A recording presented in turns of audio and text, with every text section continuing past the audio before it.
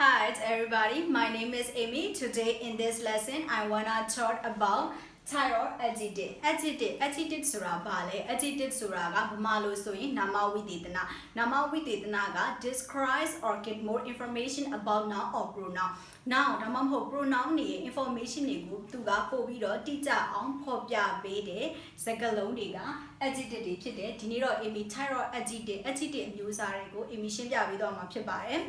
Amy 10မျိုးခွဲခြားပေးထားတယ်ဒီနေ့ဒီဗီဒီယိုမှာ6မျိုးတော့ Amy detail ရှင်းပြပေးမယ်ဒီအောက်က4မျိုးတော့ Amy general ပဲရှင်းပြပေးပါမယ်နောက်ဗီဒီယိုတွေမှာထပ်ပြီးတော့အသေးစိတ်ရှင်းပြပေးပါမယ်ကြည့်လိုက်အောင်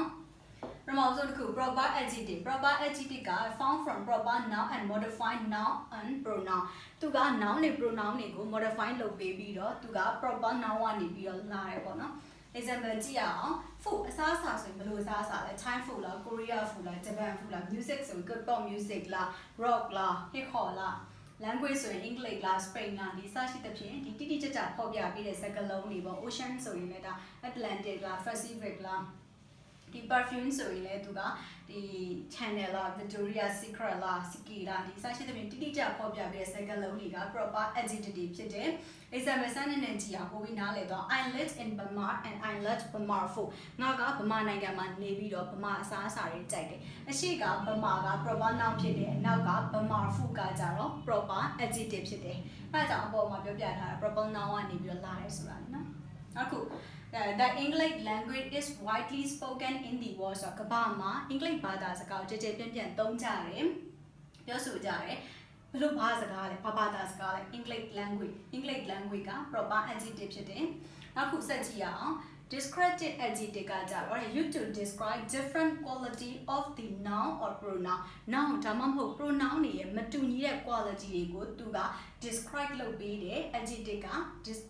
descriptive adjective ဖြစ်တယ်ဘလို့မတူညီတဲ့ quality တွေလဲဆိုရင် apparent ဆိုတဲ့ဒီအသွင်သဏ္ဍာန်ဥပမာဒီလူတယောက်ကရှည်လားပုလားဖြူလားမဲလားဒီအစရှိတဲ့ပြင်သူ့ရဲ့ apparent တွေပြီးတော့ရင် sound ဆိုတဲ့အတန်ရဲ့ noisy လား quiet လားဒီအစရှိတဲ့ပြင်ဒါအတန်တွေ taste ဆိုတဲ့ဒီအရသာဆိုရင် sweet လား bitter လားဒါအပြင်ကိုသူက size တွေ color တွေ texture တွေ feeling တွေဒီအစရှိတဲ့ပြင်အများကြီးပဲပေါ့နော်ဒီသူ့ရဲ့မတူညီတဲ့ quality တွေက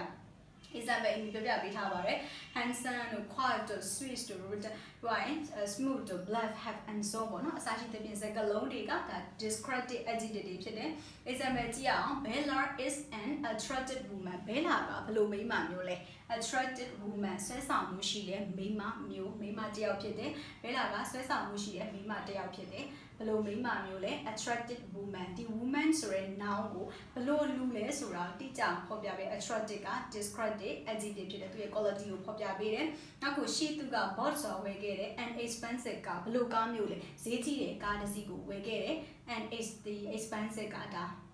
descriptive adjective ပဲဒီကား quality ကိုဖော်ပြပေးတယ်နောက်ကိုကြည့်ရအောင် she is attractive ပြီးတော့ the car is expensive သူကဆွဲဆောင်မှုရှိတယ်ဒီကားကဈေးကြီးတယ်ဒီ sentence မှာဆိုရင် attractive တို့ expensive တို့ကကြတော့ predicate adjective ဖြစ်သွားတယ်ပေါ့နော်။ဘာလို့လဲဆိုတော့ predicate adjective ကဘာလဲဆိုတော့ predicate adjective က sentence ကြောင်းမှာရှိတယ်သူက subject ကို describe လုပ်ပေးတယ် kriya ပုဒ်တူလေးဖြစ်တယ်သူက linking back ရဲ့အနောက်မှာလာ linking back ဆိုရင်အရှိမရှင်းပြခဲ့ပြီးသားပါlinking back ဆိုတာ subject နဲ့ subject complement ကိုထိပ်ပြီးတဲ့ back တွေရော I miss our words well love to taste ဆိုဒီအစရှိတဲ့စကားလုံးတွေက linking back တွေဖြစ်တယ်သူက subject ကို describe လုပ်ပေးတယ်ဘာလို့လဲ she is attractive သူကဆွဲဆောင်မှုရှိရဲ့ the car ဒီကားက expensive ဖြစ်တယ်နောက်ခုပေါ့နော် quantitative adjective ကကြတော့ show the quantity of noun ရဲ့အရေးအတွက်တွေကိုဖော်ပြပေးတယ်ဒါအပြင်ကိုသူက3မျိုးထပ်ပြီးတော့ခွဲခြားနိုင်တယ် definite က indefinite ကdistributed က definite ကကြတော့သူက show exact quantity of noun ရဲ့အရေးအတွက်ကိုတိတိကျကျဖော်ပြပေးတယ်1 2 3 first second double တို့ triple တို့ဒါ 1 2ဆိုရင်သူကဒါခါကြည့်မယ်ပြီးတော့ရင်ဒီ first တို့ second ဆိုတာဒါ ordinary ဖြစ်တယ်ပေါ့နော် example ကြည့်ရအောင် there are 7 days in a week ဆိုတာတစ်ပတ်မှာဘယ်နှစ်ရက်ရှိရလဲ9ရက်ရှိရတိတိကျကျဖော်ပြပေးဒီ7ကဒါ definitive ဖြစ်တယ်နောက်ခုပေါ့နော်ဒီ second applicant got the job ဆိုတော့အလုပ်ရတာဘယ်သူလဲဒီ second applicant က first လားဒီ third လားပေါ့နော်ဒုတိယမြောက်လျှောက်တဲ့လူကအလုပ်ရခဲ့တယ်ဒီ second တိတိကျဖော်ပြပေးတာကဒါ definitive adjective ဖြစ်တယ်နောက်ခုပေါ့နော် indefinite ကကြတော့သူက do not get an exact quantity of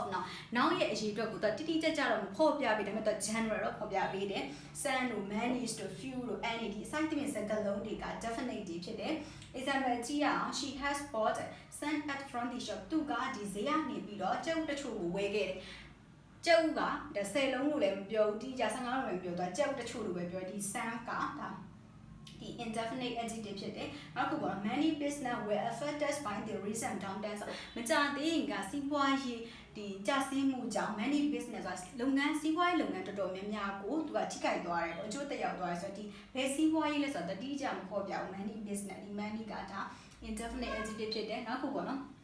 distributed ကကြောက်တော့ to indicate every member of a group individual in its use group ထဲမှာရှိတဲ့ member တယောက်ချင်းစီကိုသူကဖော်ပြပေးတယ် each to every other neither ဒီစသဖြင့်စကားလုံးတွေဖြစ်တယ် example sentence နဲ့ကြည့်အောင် each hand has 5 fingers လက်တစ်ဖက်ချင်းစီတိုင်းမှာလက်ချောင်း5ချောင်းရှိတယ်လက်တစ်ဖက်ချင်းစီတိုင်းမှာဒီ each ကဒါ distributed adjective ဖြစ်တယ်နောက်ခုပေါ့နော် Does they have to be paid by every unblinded citizen ဆိုအလုပ်လုပ်နေတဲ့သူအလုပ်ရှိတဲ့နိုင်ငံသားတိုင်းနိုင်ငံသားတယောက်ချင်းစီတိုင်းကခွင့်နေပေးရမယ်ဒီ every က distributed adjective ဖြစ်တယ်နောက်ဆက်ပြီးကြည့်အောင် demonstrative adjective ကကြောင့်သူက point out which person or thing ဘယ်သူလဲဘယ်ရှာလဲဆိုတော့သူညွှန်ပြတဲ့အခါမှာသုံးတဲ့ adjective က demonstrative ဖြစ်တယ်အဲ့ဒါတွေက this to that to this to those to ဖြစ်တယ် this that ဆိုရင်ဒါ singular မှာသုံးတယ် this ဆိုရင်နီးတဲ့အရာတွေthat ဆိုရင်ဝေးတဲ့အရာတွေ this those ကကြတော့သူက plural မှာသုံးတယ်this ဆိုရင်နီးတဲ့အရာ those ဆိုရင်ဝေးတဲ့အရာမှာသုံးတယ် example ကြည့်အောင် this water is hot best this water is good ဒီနားမှာရှိတဲ့ရေကပိုပြီးဟိုနားမှာရှိတဲ့ရေကအေးတယ်ပြီးတော့ these dress are new best those dress are old ဒီနားမှာရှိတဲ့အဝတ်စားတွေကအသစ်ဖြစ်ပြီးဟိုနားမှာရှိတဲ့အဝတ်စားတွေကအဟောင်းတွေဖြစ်တယ်ဆိုတော့သူဖော်ပြပေးတယ်ညွှန်ပြပေးတယ်ပြီးတော့နောက်ခု interrogative adjective က used to ask a question ဆိုတော့ကိုမသိတဲ့ question တွေမေးတဲ့အခါမှာသုံးတဲ့ adjective က interrogative ဖြစ်တယ်ဘလို့မေးတာလဲဘလို့ဘာနဲ့မေးလဲဆိုတော့ WH တွေနဲ့မေးတယ် what's to who's to which to ဖြစ်တယ် example ကြည့်ရအောင် which car won't you prefer to purchase ဆိုတော့ဒီကားတွေအများကြီးမှာမင်းဘယ်ကား which car ဘယ်ကားကိုမင်းဝယ်ဖို့ပို့ပြီးတော့ prefer နှစ်သက်လဲပေါ့နော်ဒီမှာ interrogative adjective နောက် stand လို့သူကနောက်မှာ noun လိုက်ရတယ် interrogative pronoun လို့မဟုတ်ဘူးပေါ့နော်အခု those boats are these ဆိုတော့ဒီစာအုပ်တွေကဘယ်သူရဲ့စာအုပ်တွေလဲပြီးရင် what boat is that ဆိုတာဒါကဘာစာအုပ်လဲဒီစရှိတဲ့ပြင်မေးမြန်းတဲ့အခါမှာသုံးတဲ့ adjective တွေက interrogative adjective တွေဖြစ်တယ်အခု possessive adjective ပေါ့နော်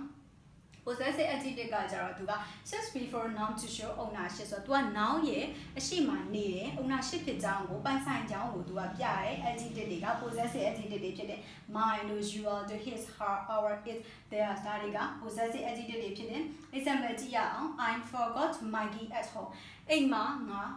တော့မိကြံနေတယ် my key ဘယ်သူ key လဲငါ key my key ပေါ့နော်ဒါ mine က possessive adjective what is your phone number what is your phone number ဆိုတော့မင်းရဲ့ phone number ကဘာလဲဆိုတော့ဘယ်သူ phone number လဲ your phone number ဆိုတော့ဒီ your ကဒါ possessive adjective ဖြစ်တယ်နောက်ခုပေါ့နော် compound adjective ကဘာကိုပြောရလဲဆိုတော့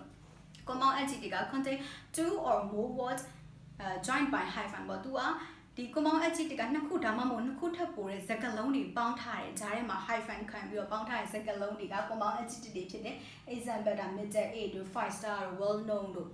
good looking တို့ the world famous တို့